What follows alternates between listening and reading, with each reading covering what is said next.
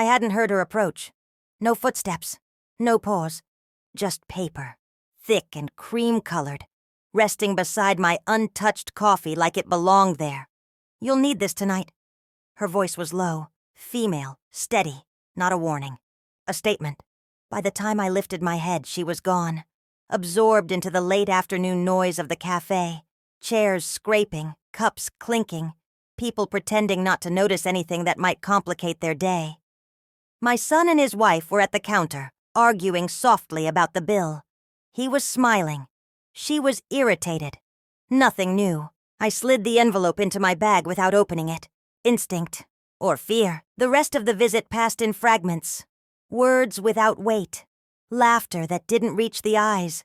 My daughter-in-law's hand resting on my son's arm a second too long whenever she thought I wasn't watching. I was watching. I always was. That night, alone in my kitchen, I placed the envelope on the table and stared at it like it might breathe. No return address, no name. Inside were photographs. Not dramatic, not obscene, just precise. My daughter-in-law, seated across from a man I didn't recognize. Close. Intimate in the way people get when they believe the world has stopped looking. Time-stamped. Different days. Different locations. And a single folded document beneath them. A bank statement. My son's account. Or what used to be his. Large transfers. Regular. Quiet. All moving in one direction. Out. My chest tightened, but my face stayed still. I'd learned that skill decades ago. Emotion was a luxury you could only afford when the truth was harmless. This wasn't harmless. I thought of the way she spoke for him lately. Answered questions meant for him. Corrected him. Managed him. I remembered Christmas last year. The subtle humiliation disguised as jokes. The way she'd said, "He's never been good with money. That's why I handle everything now." I hadn't challenged it. I should have. The final page was handwritten. One sentence. She plans to leave him once everything is transferred. Tonight she finalizes it. No signature, just certainty.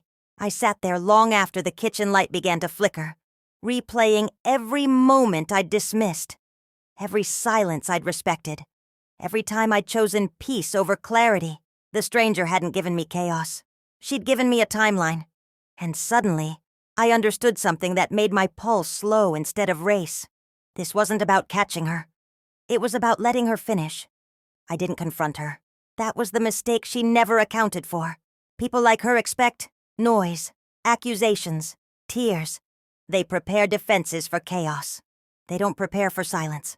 I slept that night. Not well, but enough. By morning, my mind was clear in the way it only gets when a decision has already been made. I called my son and asked him to come by alone. My voice was calm, ordinary.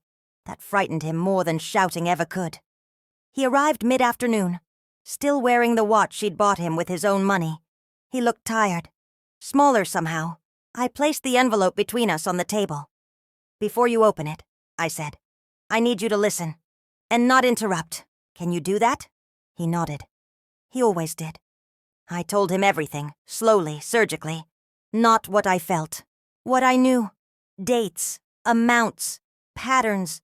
The way control had replaced partnership without him noticing. Then I pushed the envelope toward him.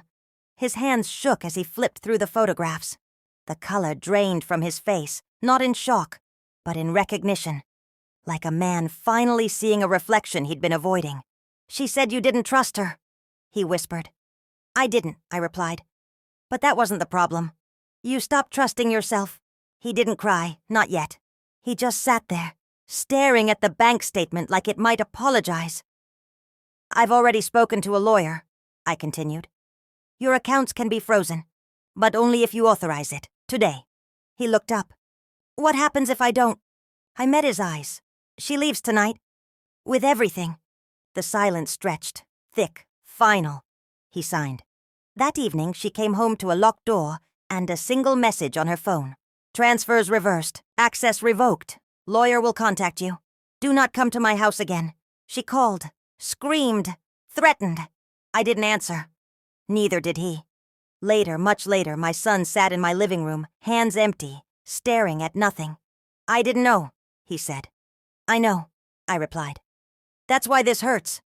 He asked if she'd ever cared. I didn't lie. Care isn't the same as respect. And she never respected you. When he finally left, I cleaned the kitchen. Slowly. Methodically. Like resetting a room. After a storm, I thought of the stranger in the cafe. The envelope. The precision of it all. Some people think revenge has to be loud to be satisfying. They're wrong. The quiet ones last longer. And as I turned off the light, I felt nothing sharp anymore. Just control. And that was enough.